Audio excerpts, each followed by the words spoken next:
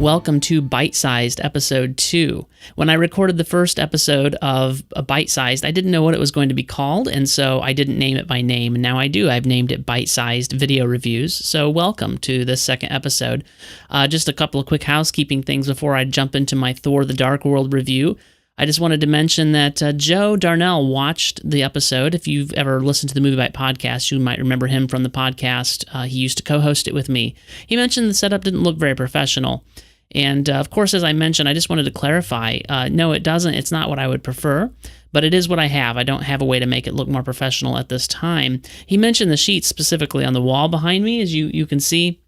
And he thought it looked like I was covering something up. Those are actually to help with sound reflection when I record podcasts, and when I record the Movie Byte podcast, when I record ByteSized, it helps with sound reflection so that it sounds a little better in here and doesn't sound echoey. So that's what those are for.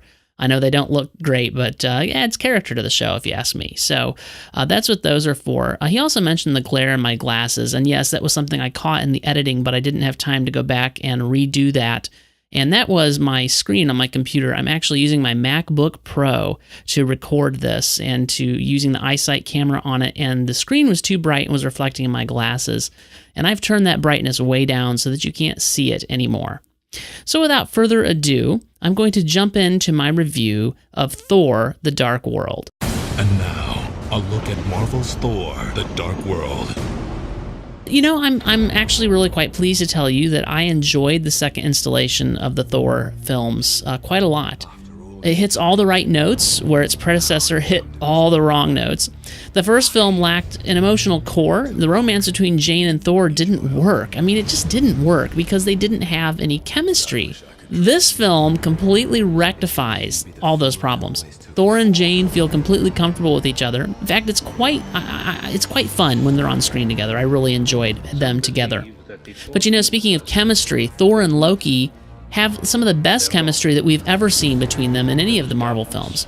I mean, you know, Loki is still not such a great guy, of course, but, well, let's just say that Thor and Loki find themselves united in a common purpose. The film also features a much better sense of humor than the first film, for the most part.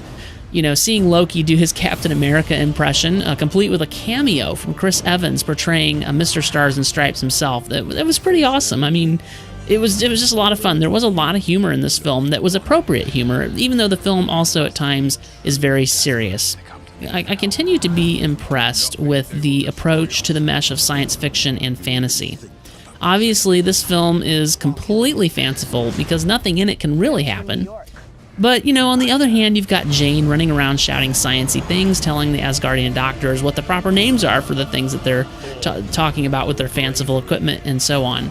And you've also got Odin reminding Loki that they, meaning the Asgardians, they're not gods. They are mortal and they die just like men of Earth. I really like this because it kind of helps with this whole invincible superhero thing. Invincible superheroes are boring. I did have one major annoyance with this film. I should tell you now that I will reveal spoilers in talking about this. But my major annoyance is with Loki's death. Or I should say, again, spoiler alert, lack thereof. I really liked where they went with Loki. He found a manner of redemption. He died a good and heroic death, but then nope, they didn't let him have it. Turns out he was just pulling another one over Thor, and I just didn't like that. I mean, I felt very toyed with. It was not cool. Wasn't cool at all. Only in theaters November 8th. You know, but ultimately, I really did enjoy the film. Overall, I felt like it was a really good film. As I said, it hit all the right notes. It was a lot of fun.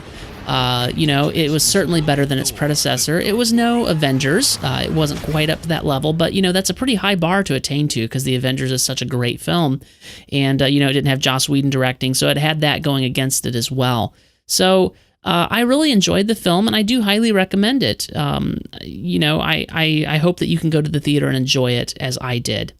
That's it for this episode of ByteSized. We're now in the iTunes store as a podcast. We're on YouTube, so be sure to rate and review the show on iTunes and rate it on YouTube. And you can subscribe via YouTube, or you can subscribe in your podcast client of choice. It's up to you, and really hope you're enjoying these reviews. We'll have more coming for you soon. If you want to follow me on Twitter, you can do that at twitter.com/TJDraperPro.